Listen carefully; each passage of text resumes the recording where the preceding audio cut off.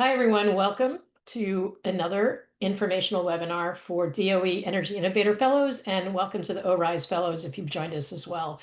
I'm Lisa Schwartz with Berkeley Lab, and today we'll be talking about interconnection for distributed energy resources. Next slide.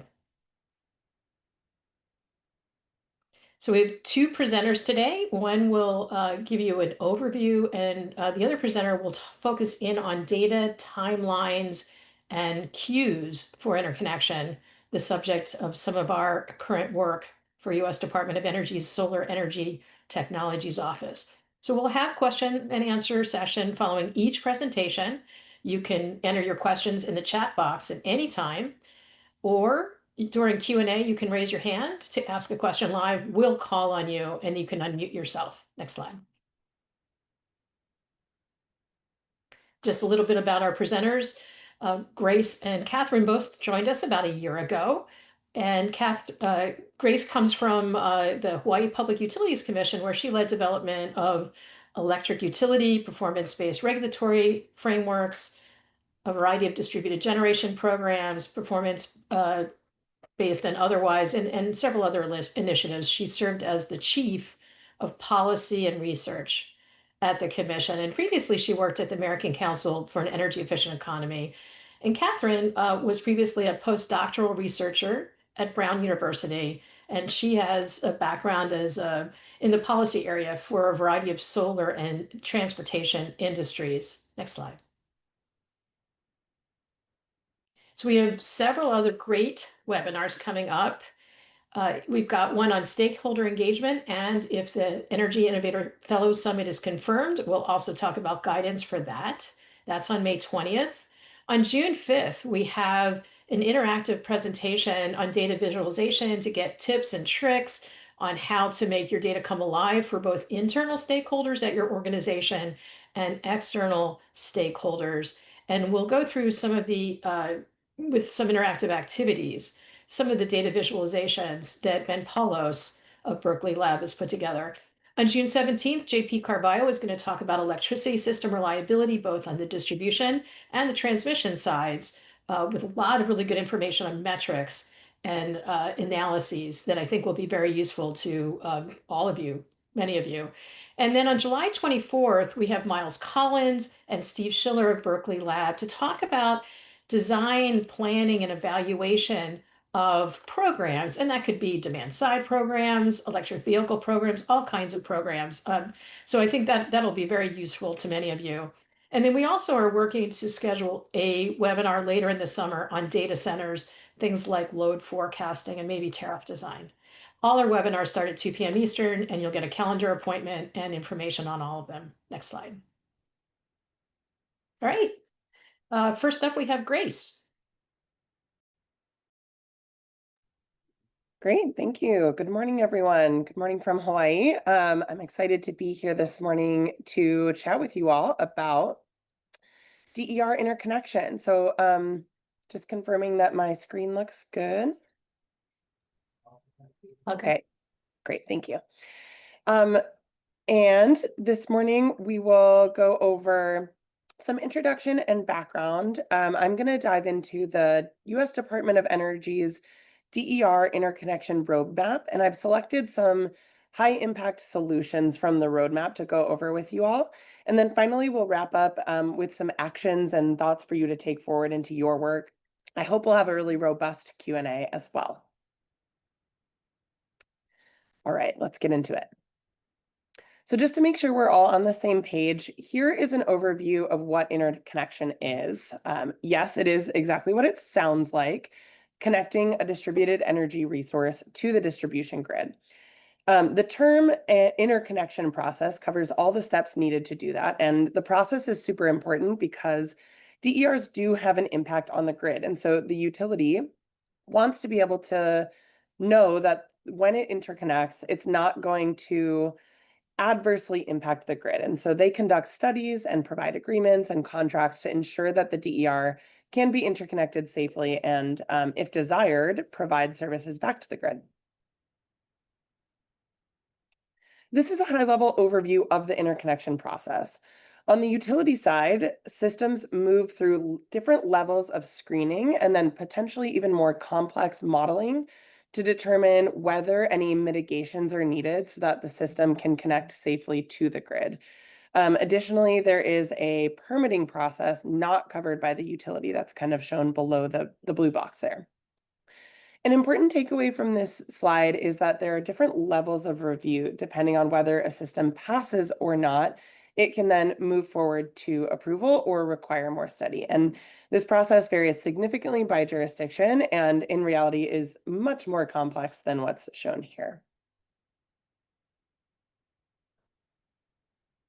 The interconnection process is governed in most states by DER interconnection rules or a tariff, and that would outline the steps, timelines, criteria, and standards that DERs have to meet in order to interconnect. It also often lays out a process for resolving questions or disagreements that might arise during the process. Many states rely on the FERC Small Generator Interconnection Procedures, that's the Federal Energy Regulatory Commission, as a basis for their rules, and then they will adapt them to suit their own needs. This is often, any sort of modifications to those rules are usually driven by the level of adoption of DER. So for example, I'm sitting here in Hawaii where we have almost half of our single family homes have rooftop solar and batteries.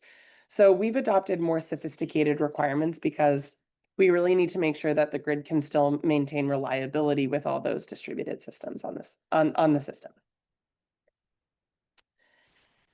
I also think it's really important to ground our conversation in why improving interconnection will create value for you and for different players across the space. So first, of course, you get your DERs online more quickly. And for the electric system, this means that you can avoid investing in other resources and infrastructure. So you can help avoid costs. DERs can deliver valuable grid services. You might see reduced emissions. And then you could also see broader societal benefits, like more customer choice in how they participate in the energy system.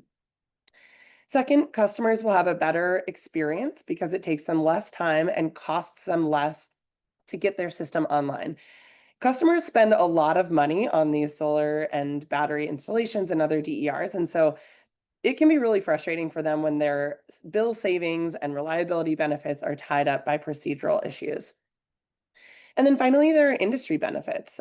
Developers will have better outcomes because they can more easily identify where they can actually develop DERs and have a better understanding of how much it's going to cost them. And just overall, easier and less costly processes can have spillover effects into the economy for individual businesses and the industry overall.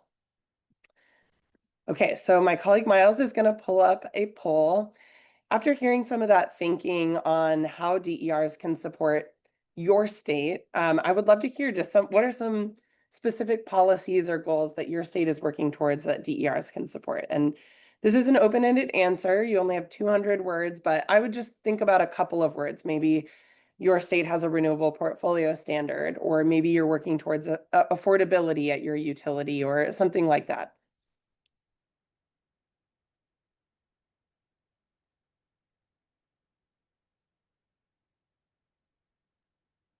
Okay, I don't know. Are we seeing answers? We've got a couple answers, 3 answers so far, 5. I can end the poll in just a minute. I'll give people maybe another few seconds here.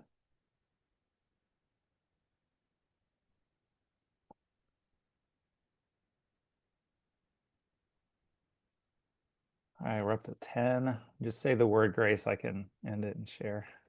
Great. Let's give it just about 30 seconds more. Think about whether your state is working towards reliability, or maybe there are natural hazards that your state sees as threats, and customers want to have their own specific resilience to natural disasters. All right, Miles, let's call it there. Okay, well, I'm not seeing specific answers, but I will be sure to follow up. Perhaps we can put some of those answers on our webpage afterwards. But the intent here too is just to get you all thinking about why DER interconnection is important and how those types of resources can support your system. So thanks for participating. Okay. All right, so now we're going to delve into the U.S. Department of Energy's I2X DER interconnection roadmap.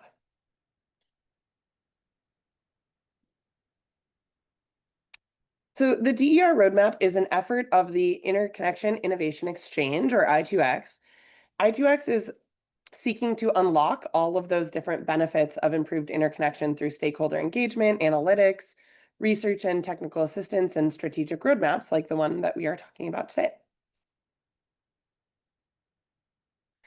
Here you can see the I2X leadership team. There are folks from across the Department of Energy at the Solar Energy Technologies Office, the Wind Energy Technologies Office, lab experts, all with unique perspectives and areas of expertise. And yeah, together the group has expertise in just about any topic of interconnection that you could think of. If you haven't yet, here is a link to download the roadmap.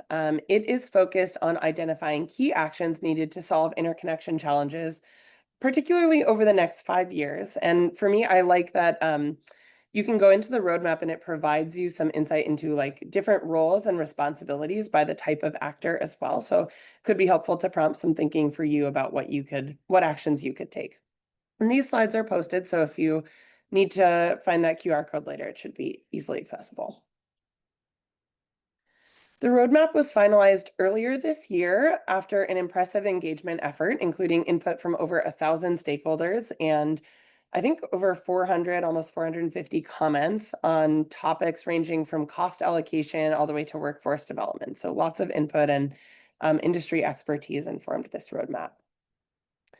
It is organized around 4 goals, each with a set of individual solutions that are applicable across a variety of landscapes and over different time horizons. And so now that the roadmap is out in the world, we are working with DOE to support implementation through technical assistance, convenings, and other efforts.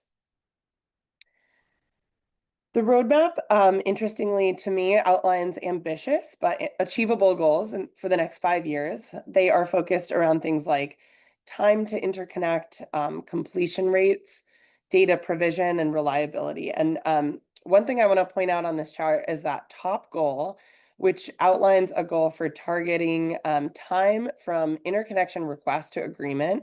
And for smaller systems, that timeline goal is just 1 business day. So we've got some work to do to get our processes streamlined and automated if we're going to meet that goal. But I think it's achievable and really an important goal to be able to unlock benefits of DERs.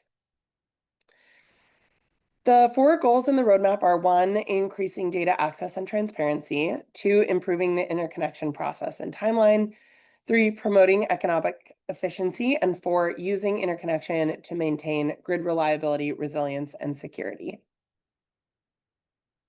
And this just further breaks down those 4 goals to show the high-level solutions under each. In total, there are 39 solutions in the roadmap. So take a look at all those. I'm not going to cover all of them today, but many of them are complementary while others are ad hoc. So take a look and think about which ones might be appropriate for your jurisdiction. All right, so I've selected some high impact solutions and I'm going to provide some examples as well. Goal 1 is focused on data access, transparency, and security. And this is extremely foundational and important to many of the solutions in the roadmap and to improved interconnection overall. So Kathryn's going to dive more deeply into this in her presentation, but I did just want to set the stage that this is really foundational. It's an important first activity. Regulators can do a lot here to set expectations for how utilities provide data, and stakeholders can also weigh in on what data they want, how they plan to use it, and the frequency at which it gets reported. As an example of this data provision, how this can be used to inform other actions, here in Hawaii, we have, as I mentioned, extremely high and even still growing penetration of DERs. And despite this, Hawaiian Electric was really not performing very well on interconnection.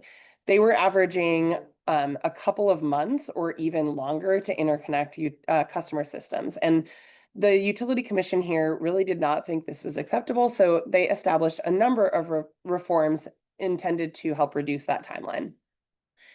Many of those reforms relied heavily on data provision. For example, we reviewed the tariff governing interconnection.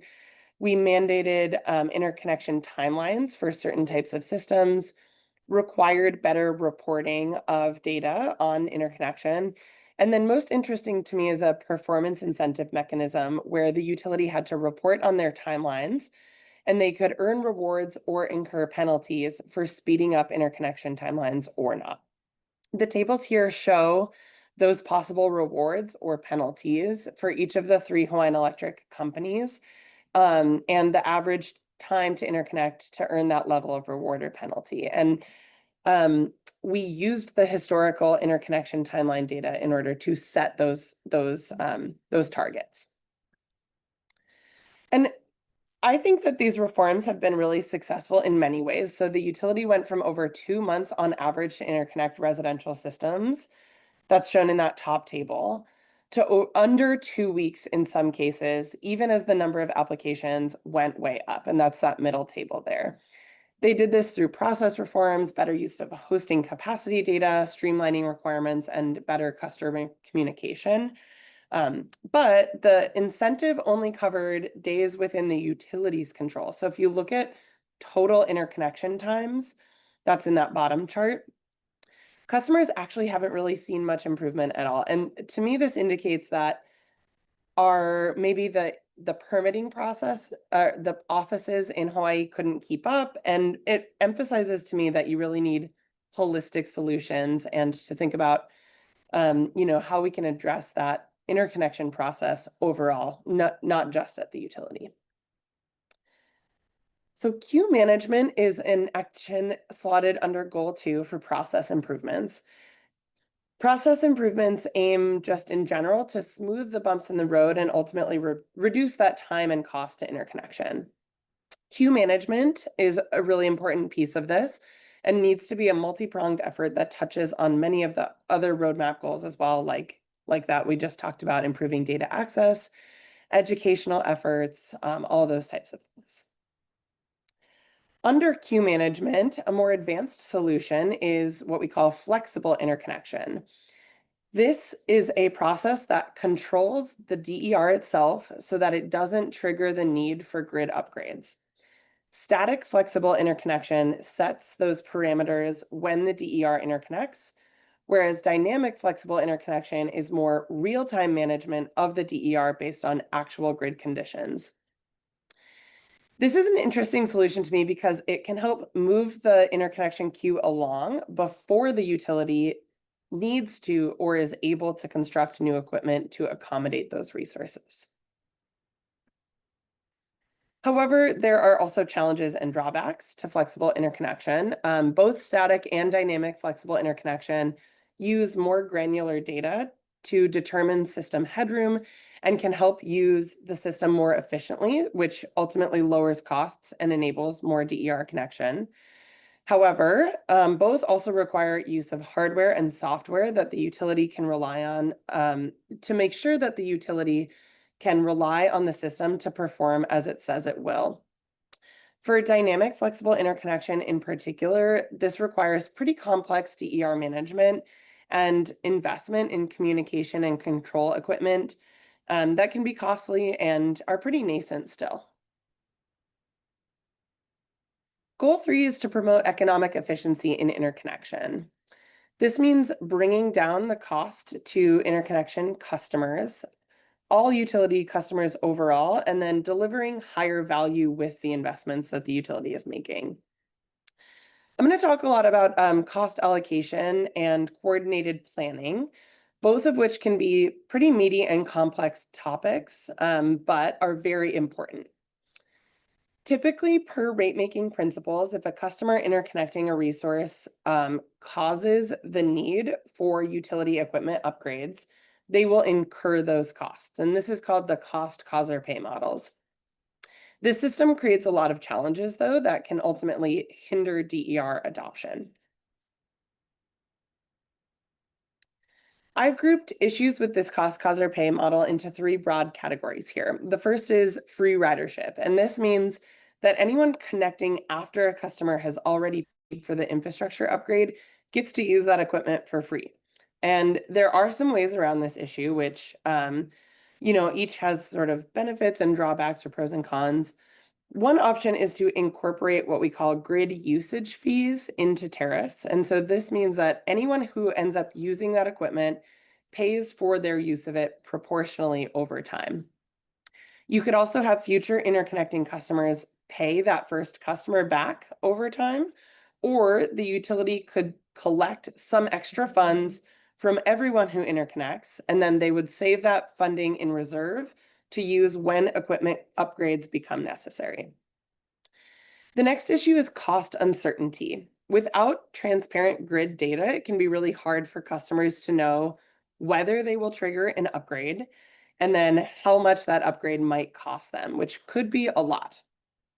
Providing grid data can be really helpful for this, so developers can understand where there are good locations to deploy resources. And while that is a very important step, that provision of grid data, it doesn't necessarily solve the underlying problem and can simply deter DER deployment in some locations that are going to be more expensive. In addition to grid data provision then, planners could consider proactive upgrades in areas where they do anticipate that DERs are going to want to interconnect and where they know that they will need to upgrade infrastructure in order to accommodate those resources. Finally, putting large costs on a single customer can be a deterrent to interconnection. And in a typical interconnection process, utilities would review applications and study their grid impacts one at a time. This process can mean that all those costs get put on a single customer. So studying applications in a group can help resolve this issue, and considering whether infrastructure upgrades might help to resolve some pre-existing issues can also help to justify spreading those costs over more customers and reducing the amount that interconnecting customers might have to cover as a group.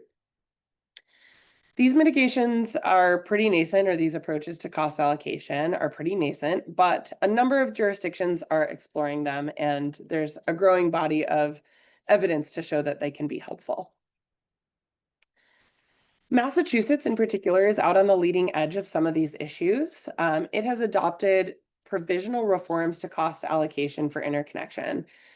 The details of this image are pretty interesting to me if you're able to take a look later, that's linked at the bottom. But I really like this framework where Eversource, the utility in Massachusetts, has identified what their objectives are for DER interconnection. And then they've identified why current cost allocation practices can hinder those objectives. Ultimately, the Commission adopted this provisional program that allows utilities to rate base certain interconnection costs and then be reimbursed over time by customers who interconnect. So to be eligible for this program, the upgrades need to be in areas that the utilities have pre-identified where they expect high interconnection costs and high demand for interconnection. The investment also has to benefit multiple customers and reduce interconnection costs to what the Commission has deemed to be sort of a reasonable cost to interconnection. And finally, the costs need to be able to be reimbursed within a certain time frame. So those eligibility criteria are intended to help make sure that customers who aren't interconnecting aren't just bearing those costs that they are not causing. And ultimately, the proposal aims to reduce costs overall, both to individual customers and across the board, and to allow for proactive upgrades where the utility has identified that lots of DERs want to connect, which will help Massachusetts meet its policy goals. A really important solution is coordinating interconnection with distribution system planning. This is super important because DERs are driving the need to invest in and upgrade distribution system equipment. So coordinating the interconnection and planning processes have benefits for both of those different processes. For example, understanding where and when upgrades are going to be necessary can help planners to explore that emerging practice of proactive system upgrades. And on the other hand, Better data from distribution system planning, like hosting capacity analyses, can really help to improve the interconnection process. So when these two processes are not coordinated, distribution system upgrades might happen separately through both the interconnection process and the distribution system planning process. And so there's risk that the investments are not optimized. There are lots of different approaches to coordinating planning, ranging from simple on the left side of this diagram, like just describing how the planning processes might interact, to more complex, like integrating modeling tools and, making sure that we're actually co-optimizing solutions. In this case, first steps are just to ensure that the two departments, so interconnection and distribution system planning, are talking to each other, aligning their timelines, and sharing data. Portland General Electric's 2024 distribution system plan identifies some very concrete goals around DER adoption and usage. And you can see how DER planning crosses over multiple planning domains here in this image from their plan.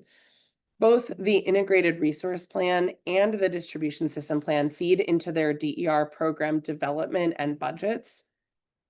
And in the distribution system plan itself, accelerating DER deployment is one of PGE's strategic pillars, and they identified standardized interconnection procedures as a strategy to achieving that objective.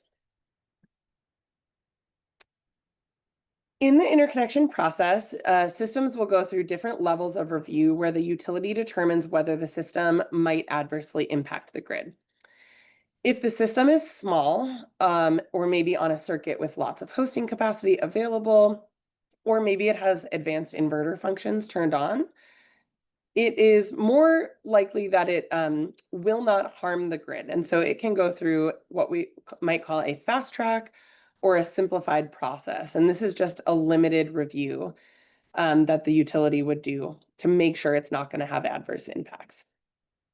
The next type of interconnection study is called a supplemental review. So if a DER fails that first fast track or simplified process screen, the utility then would conduct this supplemental review to look more deeply at that problem, figure out whether they need to do mitigations or whether the DER can safely interconnect.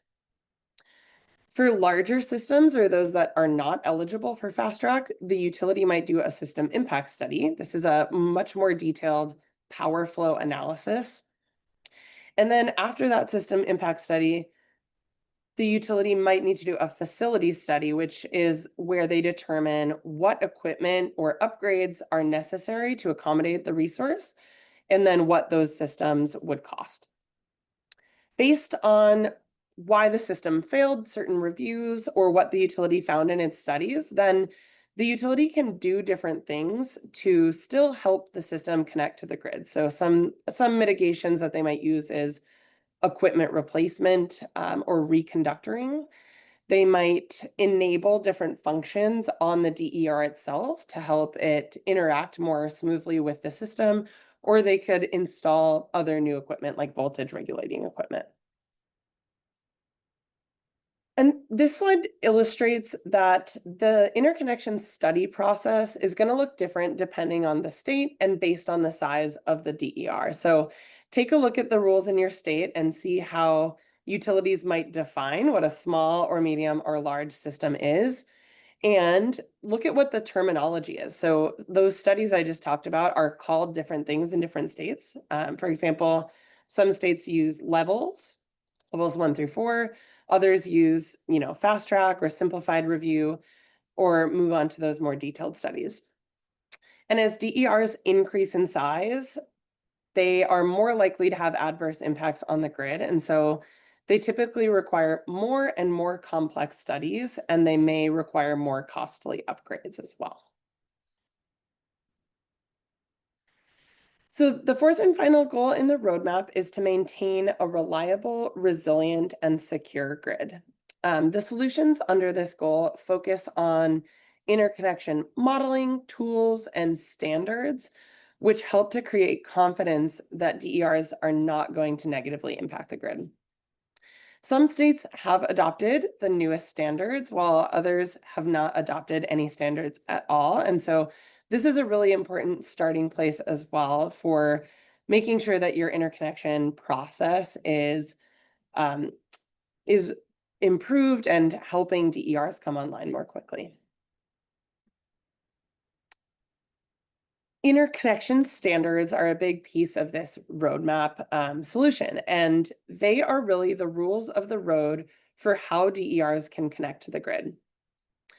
The standard has evolved over time, with the latest standard being what we call IEEE 1547-2018. This is quite a mouthful, but the important thing here is that it focuses largely on how inverters can provide grid service functions like voltage and frequency support and communications functionality.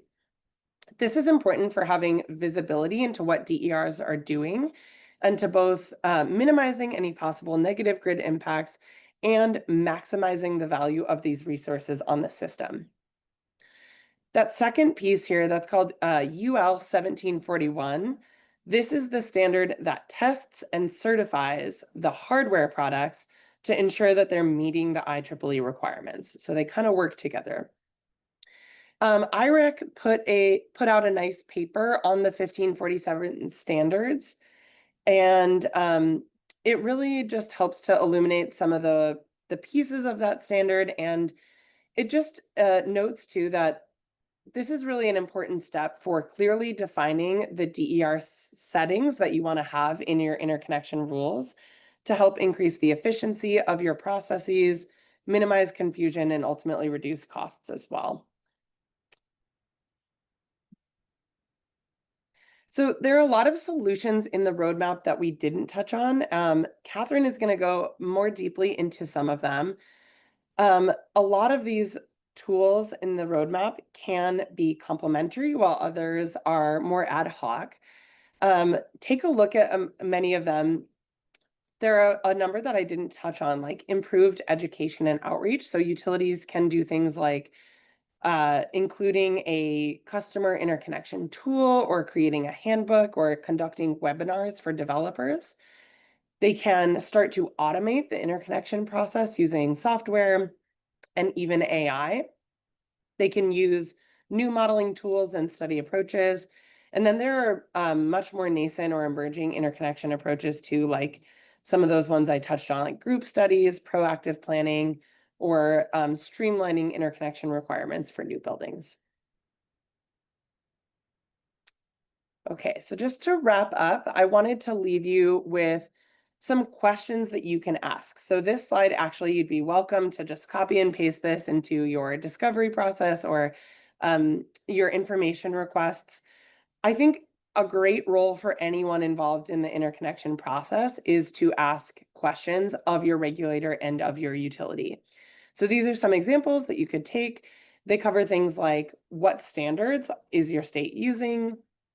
How long is each step in your interconnections process taking? What data do you already have available? What cost allocation approaches are you using? And could the utility be exploring more advanced approaches like group studies, like flexible interconnection, or could they explore some pilots to help gather evidence and gather experience with those functions? And here's a list of actions that you all might consider. I won't go through each one, but I did want to share it in case they prompt some additional thinking for you later. There are lots of different actions that you can take, from helping to coordinate the different planning processes with interconnection to examining technical standards, and even just participating in working groups or forums and asking questions can really help to surface important information and get the utility thinking about how they can do better on interconnection to help unlock a lot of those benefits. So I'm going to leave you with some resources for more information as well. And you'd be welcome to reach out to us as well, but take a look at these slides on your own time. And yeah, I look forward to some robust Q&A. So I'm going to stop sharing and I'd be happy to take questions. I do see some coming in the chat. Oh, I think I do. Are there Grace, any... this is Miles. I would also be happy to share the poll results on my screen if you'd like to walk through them. Just let me know. Yeah, that would be great. Let's do it. So as a reminder, the poll question was, how can DERs help meet some of your state goals? Ooh, so we've got some interesting ones. Looks like we're looking at vehicle to grid integration. Yeah, that's a really important emerging topic, as are virtual power plants, and thinking about how DERs can provide those grid services, not just from solar and storage, but also from EVs. Oregon is developing a clean energy strategy. That's great. Do you see a renewable portfolio standard and affordability? Microgrid frameworks. Yeah, these are all great, great initiatives that DERs can support on. Affordability, I think, is an important one too, when we can maximize customer investments to help support the grid. That can help reduce the need for investment in other areas and help bring down costs for all customers. Great. Does I don't know if anyone wants to chime in and talk about the poll response that they put in here, but that would be welcome.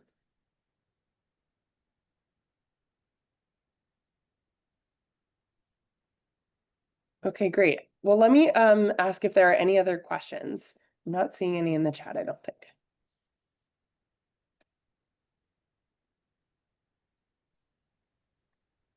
Go ahead and jump in here, Grace, and just first of all say this is a great presentation. Nice work.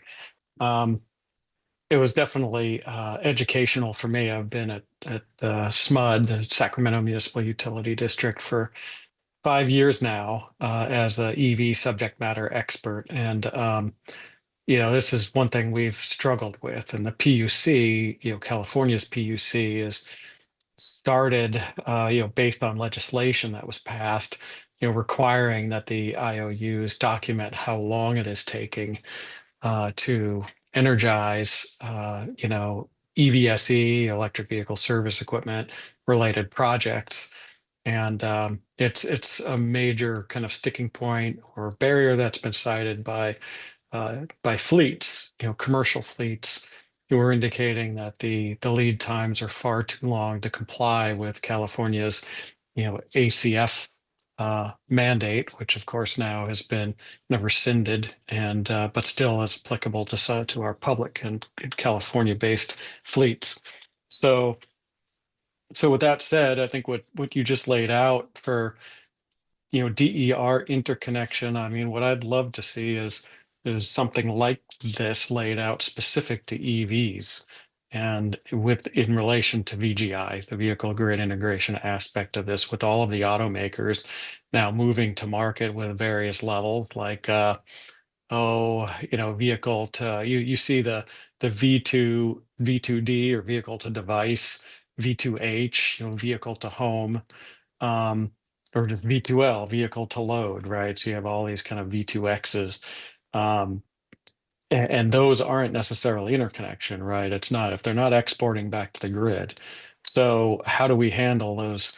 There's still confusion, I think, at this stage. Like, how do we handle those situations versus the V2X situations, where you have vehicles that have kind of onboard inverters capable of bidirectional charging, and yet could plug in anywhere and potentially export back to the grid? That creates a lot of consternation among utilities, right? About, do each of those sites with each of those EVSE everywhere also need to be, bidirectionally capable, and therefore, sanctioned and approved through an interconnection process. So that's kind of one of the major sticking points in adoption of the VGI technologies more broadly.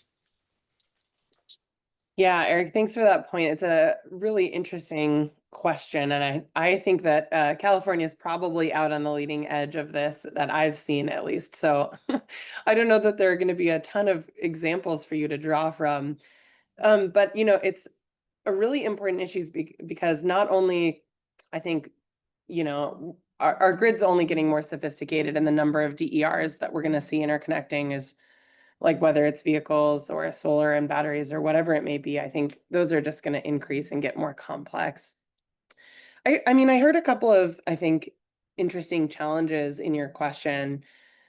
One was about sort of large load and lead time for those fleets. And I wonder, how utilities might think about potentially doing some sort of proactive planning process for that and thinking about, are there locations where we could accommodate those larger loads? We know that there are going to be fleets that want to charge there or have charging infrastructure in general. And how could we sort of pre-identify some spots and, then attract the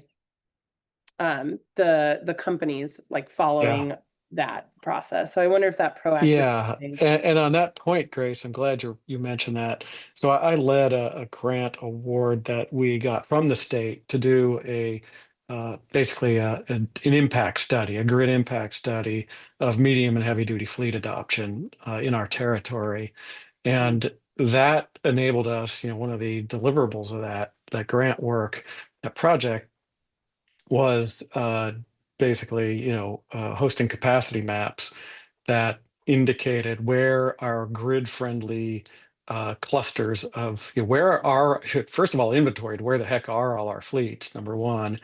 Number two, identifying which would likely be the most impactful from a grid impact perspective if they were to electrify, and then did a forecast. And then the third piece is basically then taking that and seeing what kind of impacts there were on our grid over time, over a 20-year period. We were able to identify basically three clusters or region or areas within our territory where we have clusters of fleets and where we have capacity to accommodate most of that load before 2030, after which time it becomes increasingly more challenging, of course. So we made that step. We haven't yet made the step of what I see, for example, you having laid out here as an example from Eversource, which I thought was really good, which was, okay, what did they do with that information with regard to how they might structure incentivizing, structure tariffs to incentivize and steer adoption into those grid-friendly areas, as opposed to where it might organically happen in less grid-friendly areas. So I found that just alone is extremely valuable to know and to have that piece of information to explore further. That's great. Yeah, Eric, if you are able to share that study, I would love to take a look. I'm sure others on this call would as well.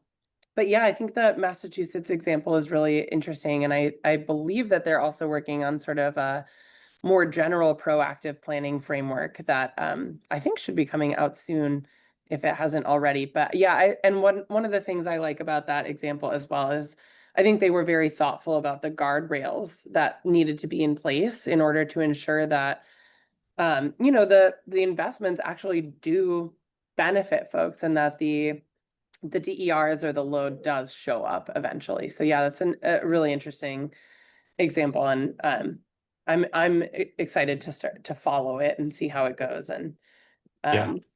learn some lessons there. And we do have some really good examples here in terms of what the state is doing with regard to that proactive planning. Started with, of course, the Energy Commission, making the IDRP, part of the long-term planning. As part of that long-term planning, the TE, basically the high TE adoption load or transportation electrification adoption load scenario as an official part of that of that study, so that we could actually then start benchmarking to that and planning our assets accordingly. That's great. Yeah, but it's obviously been a very slow process, as I've learned. Yeah, as many things in the regulatory world Yep. are. Yep. Yeah. Are there other questions? Any clarifying questions or topics that folks wanted to discuss?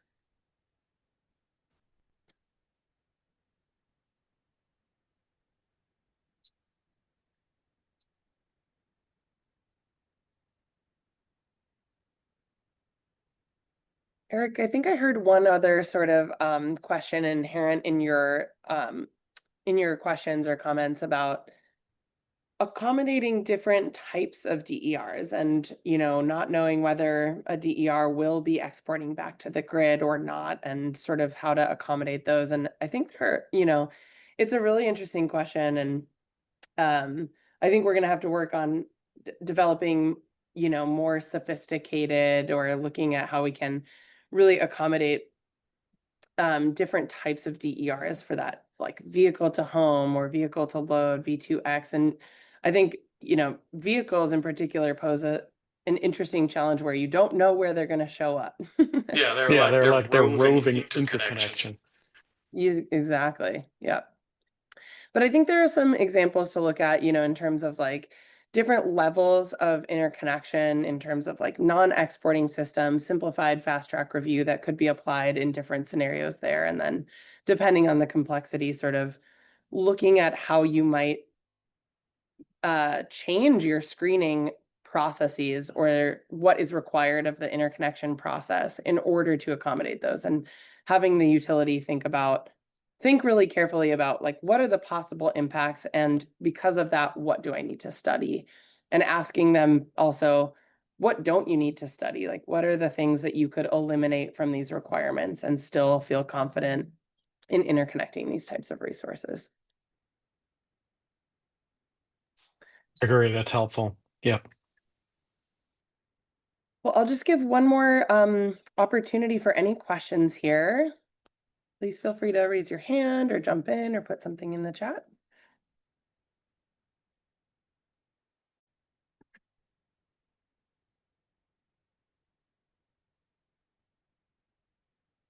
Okay, well, hearing none, I will turn it over to my colleague, Kathryn.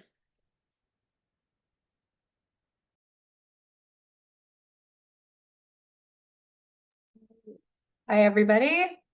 Let me just get my slides shared here.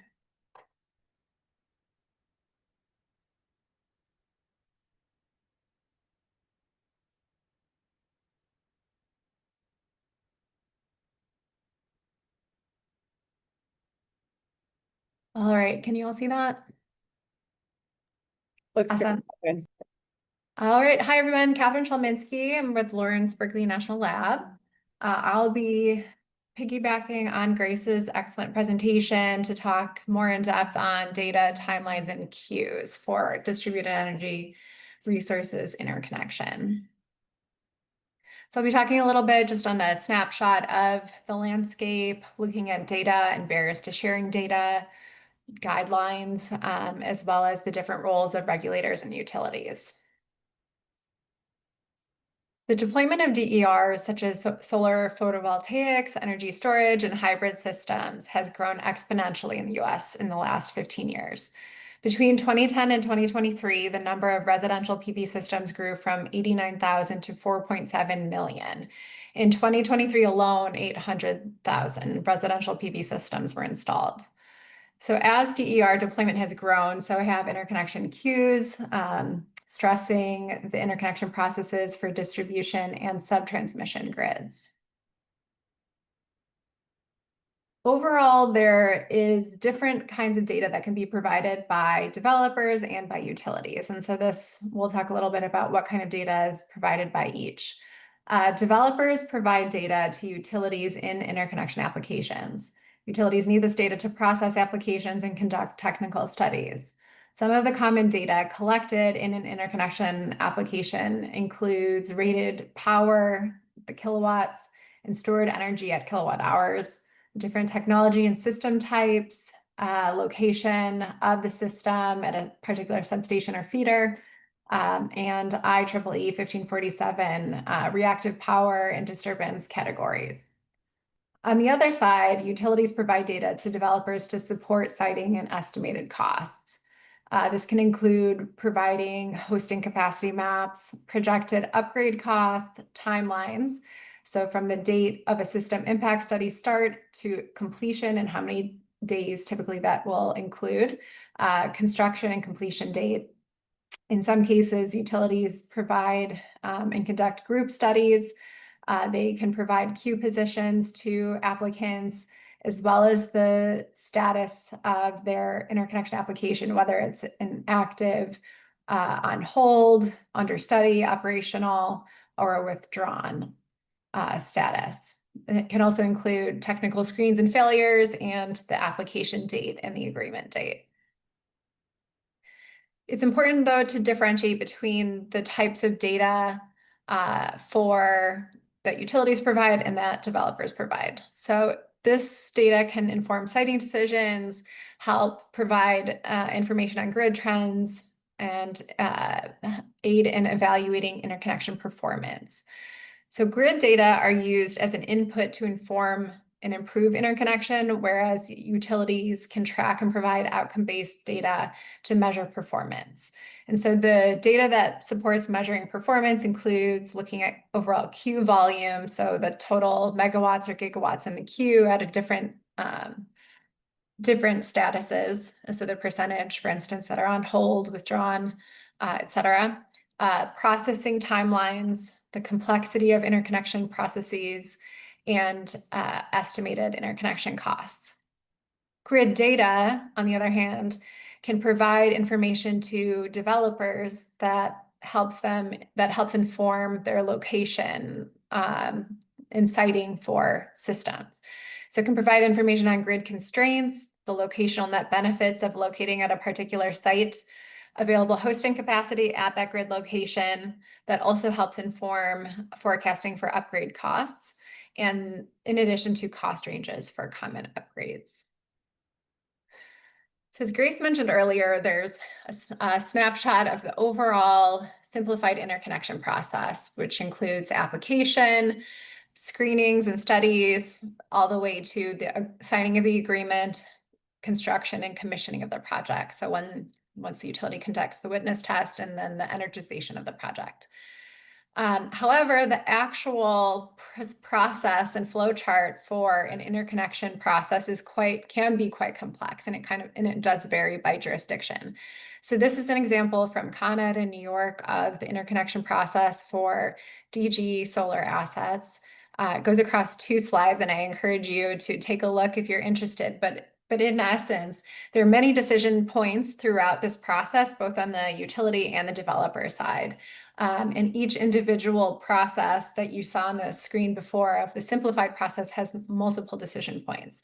And each of these decision points can lead to delays on both sides of the process from utilities and developers.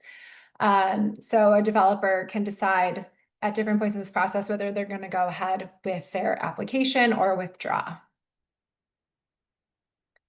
So just pulling up our first poll question for this presentation: does your state publish interconnection queues? Whether you're aware of queues that are being published, whether by a utility or by a utility commission.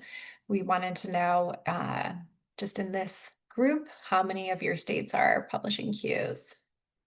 So I'll give a couple of seconds for folks to reply.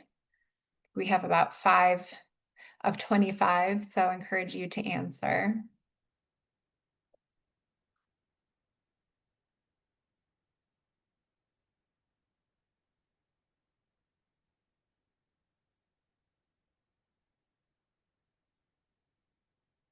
Getting there, 54%.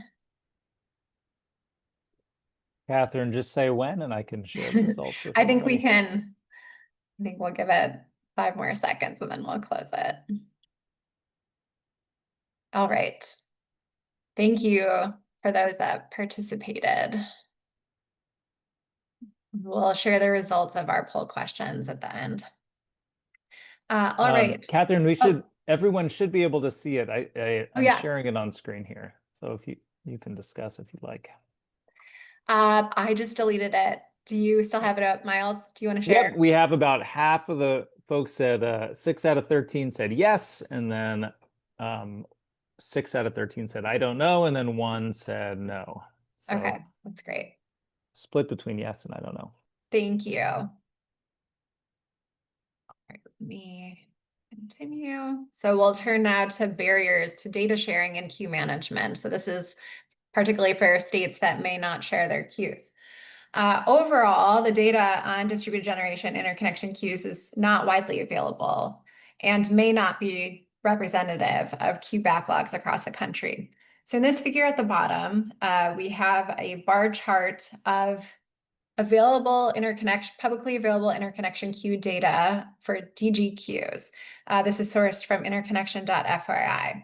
So you can see that not all 50 states have data available, and the data that is available may not be fully representative of all utilities in the state. It's just purely based on what data is made publicly available. So this can skew the results, and it can skew what the public can see in terms of what the backlogs and queues are, or what states have more projects in the queue than others. So data sharing varies. The types and frequency of data sharing is not standardized, aside from some requirements on adoption and compliance with IEEE 1547. Publicly available data are based on state requirements for data sharing and standardization. While queues in some states look larger than others, it may be due to available data rather than indicative of higher levels of DER deployment. And of course, in some cases, it actually is indicative of higher levels of DER deployment, particularly for New York below. Some of the major barriers to data sharing and data collection include the labor and resources needed to collect, aggregate, clean, and standardize the data. It also has high computing requirements to process data and collect data and share that data, as well as some concerns over privacy and security of that publicly available data. Some additional challenges to standardization includes the technology complexity. So different types of DER technologies have distinctive characteristics that require specificity in interconnection rules, mainly because their capabilities and grid impacts can vary technology to technology. So just looking at solar PV, there's a wide range of different kinds of sizes and types of technology, solar PV technology. So you have residential projects at the small scale, 10 kW or less, up to commercial and community solar size projects that can range between 1 to 5 megawatts and everywhere in between.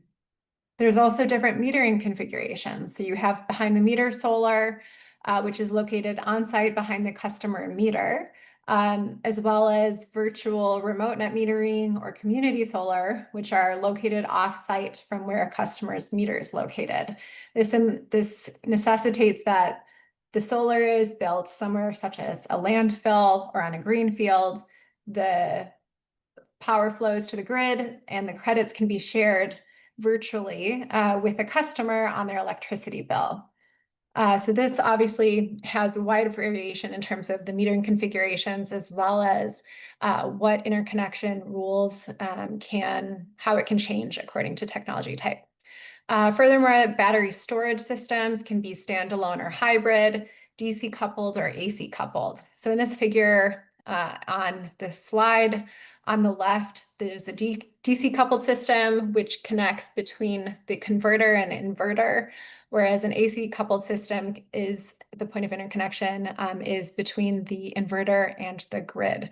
So these configurations matter, and typically in interconnection rules will specify what types of systems are feasible to be interconnected and what information is shared with utilities. Wind and hydro are a further technology type, and EVSE, as we talked about earlier, are all different types of systems that have implications for interconnection complexity. So moving to our second poll question, what are the biggest interconnection challenges in your state? So the choices include large queues, timeline delays, upgrade costs, zombie projects, and other. I'll just specify on the other, if you have something that's not on this list, please feel free to write it in the chat and we will read those off. Zombie projects are projects that often occur in states that don't have strong site control requirements. So a developer can put a bunch of projects in the queue in hopes that one will have lower upgrade costs, but they're not quote unquote real projects, and they stay in the queue and clog the queue and aren't removed until a later date. And so it kind of skews what the queues look like. All right, I'll give a couple of more seconds for folks to answer. Do we have anybody that's put anything in the chat yet? I can't see it from my screen. Not yet. In the chat. Okay. So timeline delays is the leading answer so far, closely followed by upgrade costs and large queues. Nothing on zombie projects so far. All right, I think we can cut it there. Thank you all for those who responded.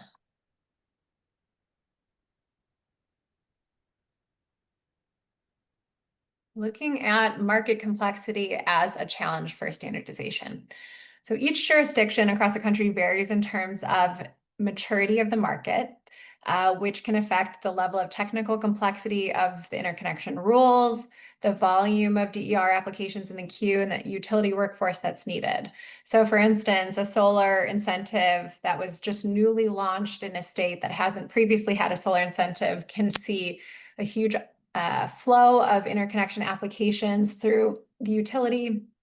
It also likely that the interconnection rules are newly established, and this is a contradiction then, or a comparison to a state that has had a net metering program that's been in place for 15 years.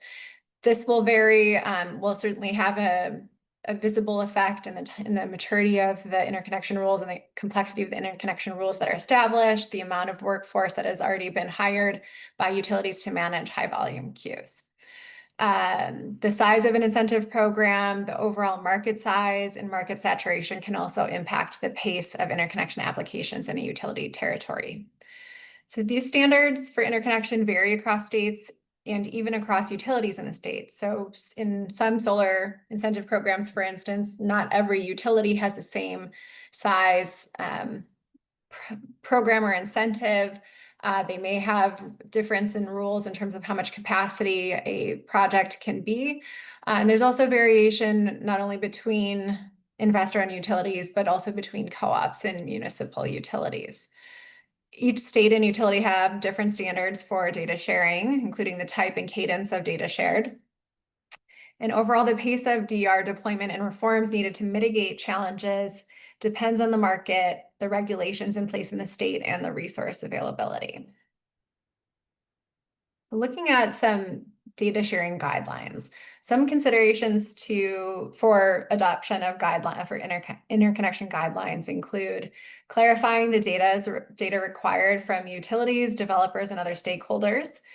So in that figure in the bottom on the left is the list of types of data that DER applicants can provide in an interconnection application. And on the right is data that is generated by utilities, which I covered earlier a little bit more in detail. So considering the sensitivity of data and taking appropriate precautions, this is another major point to consider when adopting guidelines. Balancing the trade-offs between the granularity and frequency of updates with the resource intensity needed to process it. As well as developing accessible and secure data sharing platforms, which we'll talk about in a moment. Creating public reporting sites for interconnection queue data can support transparency in the state and help guide developers on siting systems. And another option for regulators is to facilitate stakeholder groups that can support both regulators and utilities in sharing data needs and use cases, reviewing and providing feedback on utility data. So this is an example from New York of their distributed generation information. It's a consolidated interconnection information portal on a public web page. So the page links directly to standards, utility-specific interconnection requirements, hosting capacity maps, queue data, and other resources. And the standardized queue data provides equipment, timeline, and cost information as well. On the utility side, a data sharing example is provided through the Con Ed's hosting capacity map and queue data. So it's very small, so I encourage you to check the slides afterwards. But on the left is an example of a hosting capacity map. So you can see within Manhattan points of interconnection that are green, which has likely lower interconnection costs versus those that are yellow or red. These tables are indicative of the type of data that utilities can provide on interconnection applications. So it has the location, the developer name, down to the state at the stage in the interconnection review process and how many business days. So that they entered in an application review all the way through impact studies through the CSER, and includes SIR costs, so the interconnection upgrade costs as well. Turning to queues and timelines. So as Grace shared earlier, the DOE recently published earlier this year, this DER interconnection roadmap. And so this is a guide that interconnection community can take in the near term to implement solutions to address interconnection challenges, as Grace mentioned. I'm focusing on goals 1 and 2. So looking at increasing data access, transparency, and security for interconnection, and improving interconnection process and timelines. And so I'll be talking in more depth about some of the solutions from this roadmap. The way that I'm framing it is looking at regulatory mechanisms that regulators can adopt, technical mechanisms that typically utilities adopt, and technology mechanisms to handle cybersecurity or privacy concerns and to expedite queues and timelines. On the regulatory side, some of the mechanisms include timeline enforcement mechanisms, performance incentive mechanisms, expedited review, and hiring an ombudsperson. So on the timeline enforcement mechanisms and the performance incentive mechanisms, these are the carrots and sticks. So on the timeline enforcement, this is establishing a timeline and creating penalties for failing to meet timelines. This can provide accountability and ensure timelines are improved, such as in the Hawaii case that Grace shared earlier. The Massachusetts DPU also established a mechanism that measured timelines and required utilities to report aggregated performance data. Non-compliance resulted in penalties paid to the project owner, the developer, to measure it with the financial impact of the delay. On the other hand, the carrot is the performance incentive mechanism, or PIM, which is tied to a specific metrics. For instance, a DER deployment level, improved interconnection timelines, comprehensive system planning that can result in an incentive paid out to the utility for meeting or exceeding those metrics. NARUC developed a performance-based regulation state working group that has additional resources and examples if you're interested to learn more about this. In terms of managing high volume queues, some of the tools that can be used include establishing fast track or expedited review, enabling the use of group studies and moving away from a serial study approach, and requiring automation or online applications to reduce the utility resources and workforce needed to manage queues. Lastly, an important mechanism that can be used is the creation of an ombudsperson role. This role typically sits within a utility commission, and it kind of fulfills the role of both a mediator and or a dispute resolution, and can help reduce interconnection challenges, mediate disputes between DER applicants and utilities. Another option is establishing informal working groups that kind of sit outside of a regulatory process, but inform a regulatory process. So for instance, in New York, there's an interconnection policy working group and an interconnection technical working group. And these working groups include stakeholders, utilities, and developers and regulators that work together to solve some either contentious issues or really technical issues that then can inform a regulatory proceeding on interconnection. So the technical mechanisms include expedited review. So Grace touched on this earlier, but just wanted to highlight that these are not kind of required across every jurisdiction, but they are mechanisms that can be used to help speed up interconnection and reduce clogs in the queue. So one is a pre-application. So this is for a reasonable fee, a developer can pay to receive information from the utility on their proposed point of interconnection before they submit a full interconnection application. This can give them information to decide whether to submit an application or to try a different location. The fast track, as Grace mentioned, is an expedited review for small systems. There's actually a movement to go towards more of a location-based approach, which would be based on where a DER is located and the distance from a substation and line voltage. So a table-based approach is what it's being called. And then again, on supplemental review, this is another layer of expedited, another layer of review, but before a full study, where a failed fast track screen, an applicant can undergo a supplemental review in some states to determine whether their asset can interconnect without a full study. Another mechanism that is being used is group studies and or parallel studies. So historically, utilities studied DER applicants serially, so in the order of application receipts. So in theory, first in, first out. However, this practice has been found to slow down interconnection queues and create backlogs, which can be exacerbated by high volumes of interconnection applications and increasing DER deployment. The newer emerging practice is parallel study, which allows for two or more projects to be studied at the same time.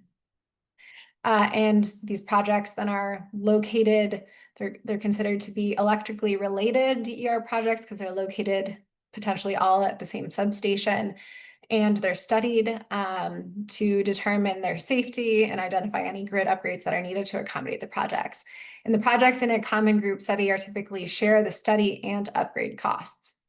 A cluster study is a similar approach, but this happens where you have a concentration of DER assets at a similar location that are actually triggering transmission level reliability concerns. And so these projects undergo both a distribution and transmission level study. So I will go to the next slide. So serial study, in essence, can create backlogs, and projects can be waiting in the queue for years before they're actually studied and receive an interconnection application. Group studies and cluster studies are considered to be more technically accurate and designed to alleviate queue challenges. However, they also pose some challenges on delays as well. So on the left is a table that it has indicative timelines for group study. One of the challenges that comes up with group studies is when you have a group of projects that are all being studied together, they move forward with the study, then they get an estimate on the upgrade costs. If one of 4 projects decides that it's going to back out and withdraw, this can impact the overall cost sharing that was estimated. And in some cases, it may even require that the projects be restudied again, now that this 4th project has left. So it does have some challenges, but overall is envisioned and designed to alleviate queue challenges. Moving to the third and final poll question, does your state have parallel or group study processes for interconnection that you're aware of?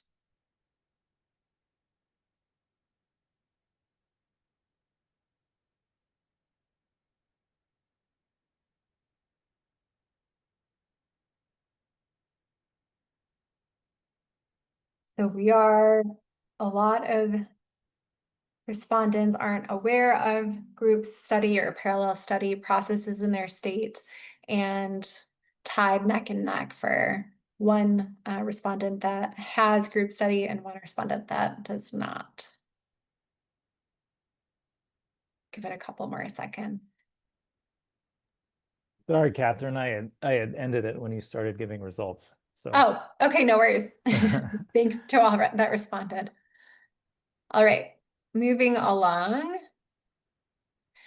to technical mechanisms. So hosting capacity analysis, one of our participants was earlier talking about hosting capacity analysis. This is a critical tool to aid developers in planning and citing DER. Hosting capacity maps, well, the hosting capacity analysis can be either a map or a data set, but are typically maps. You can see In the image on the right, this is a hosting capacity map for Excel in Minnesota that shows an ArcGIS map. If you click with your cursor on a node on the grid, it'll pop up with this window that shows the feeder name or number, along with a lot of technical information.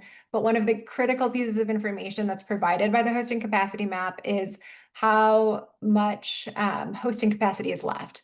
And this is indicative of how a snapshot in time in the condition of a utility's distribution grid and the available capacity to host additional DER at that particular feeder without an upgrade.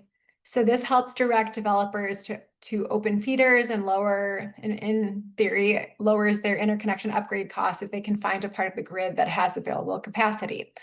However, these maps are only useful if they're updated regularly. And they're not always updated regularly. So if it's a map from 6 months ago, that hosting capacity that is depicted may not be accurate, which really underlines the importance of validation of these maps.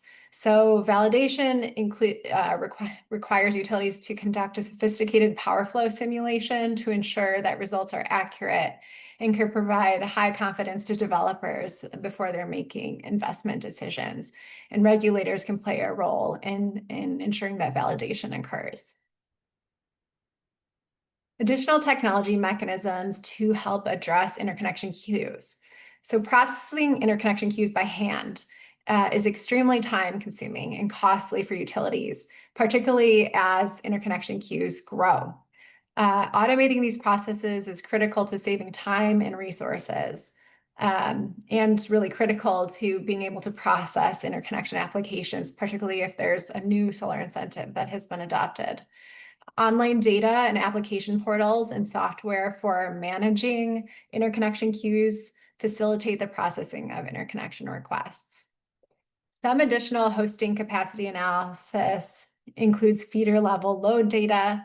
And so this is to help address some of the security or privacy concerns. So some states use a 15 by 15 rule, which is essentially that if a particular data point represents load data for less than 15 customers, or if one customer has more than 15% of the load, they will redact the load data for that point to avoid identifying a single customer's energy usage.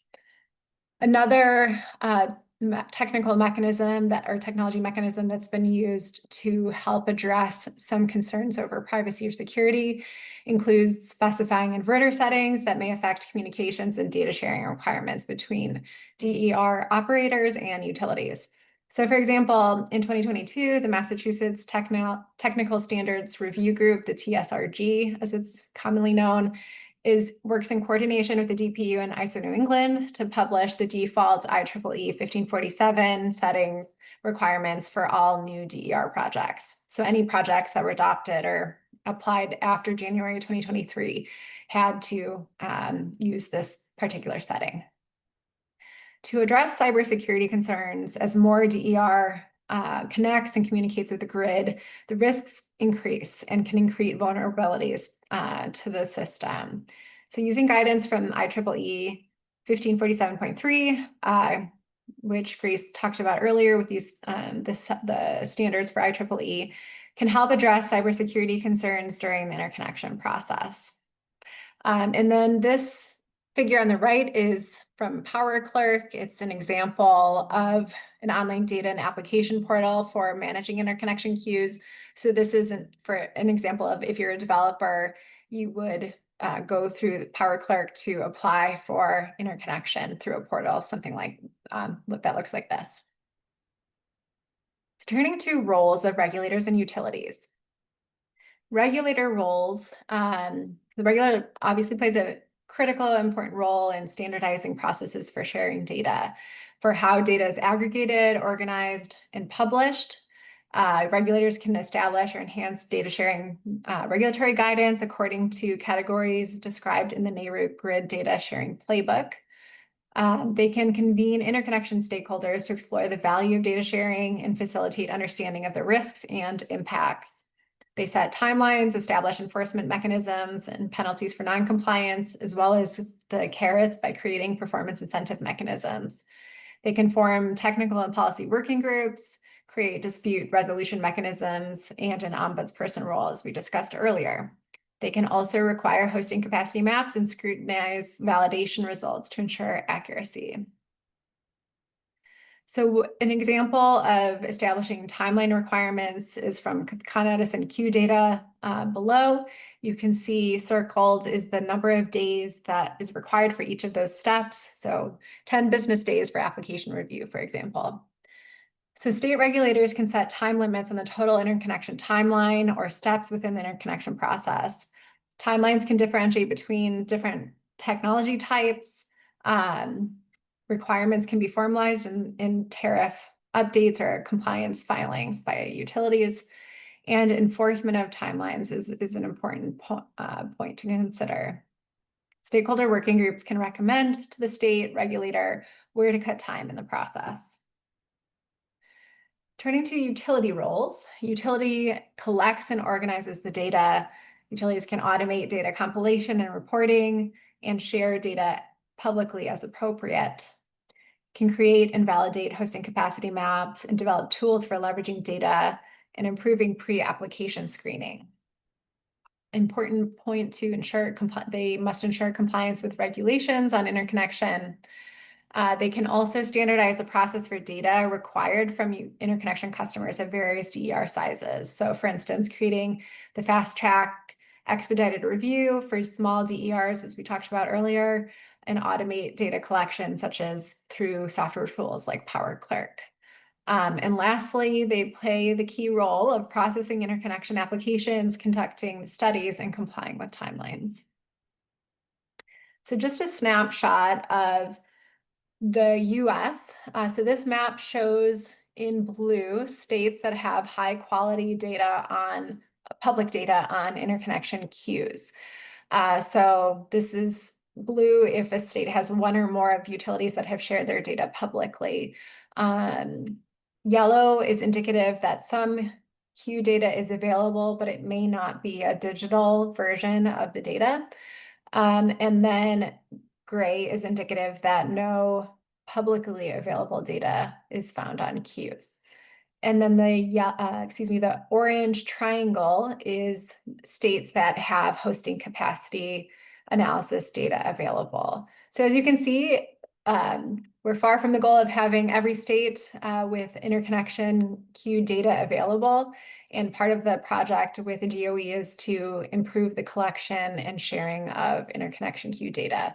And as we talked about extensively throughout this presentation, it's the critical role that data plays in helping us understand where we are with DER deployment and where the bottlenecks are. So the DOE's I2X interconnection maps, as we discussed earlier, there is a roadmap available. You can either scan this code right now or find it on one of the hyperlinks in this presentation afterwards. There's also a roadmap for transmission level interconnection This roadmap covers similar goals, but for the transmission and bulk transmission system. So the first goal is increasing data access and transparency. The second is improving process and timelines. Goal 3 is promoting economic efficiency. And the fourth of many goals includes maintaining a reliable grid. So encourage you to check that out if that is of interest. Also, if you're interested to learn more about the I2X program, you can register also and receive information on upcoming events and webinars. Lisa has shared links in the chat to some of our upcoming webinars. And there's additional resources for you to learn more about DER interconnection and contact information. And with that, I will turn to the audience to see if we have any questions.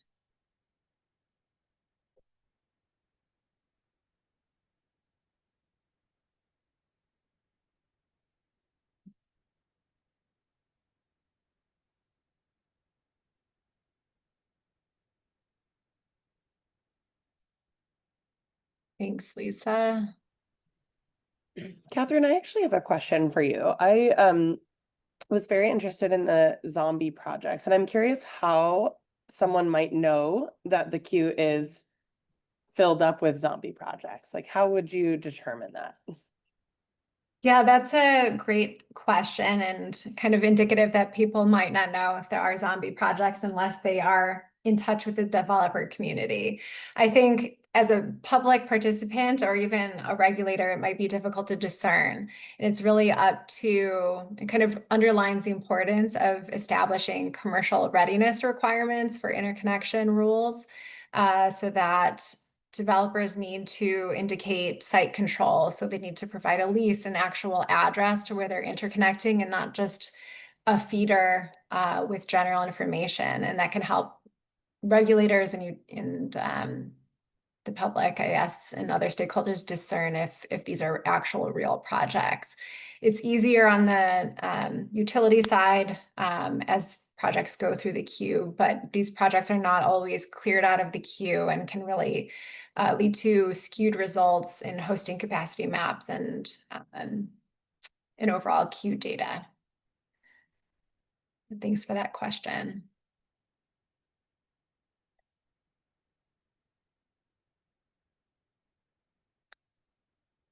Any other questions? I know this has been a lot of information and we really appreciate everybody's involvement and in following through to the end of this presentation. Interconnection can be very technical and complex, but it's so vital to continue DER deployment and really represents one of the major challenges to the energy transition and getting these projects energized and on the grid.